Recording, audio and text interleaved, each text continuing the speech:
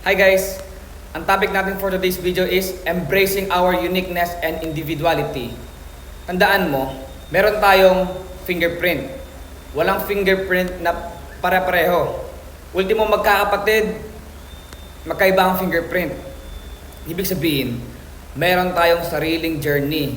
Meron tayong sariling success. Meron tayong sariling kabiguan. Don't ever compare kung ano man ang nangyayari sa ibang tao. Kasi magkaiba tayo ng kwento. At the same time, hindi naman natin alam ang kwento at mga nangyayari sa kanila. Kaya focus on becoming better kung sino ka kahapon, last week, last month, last year.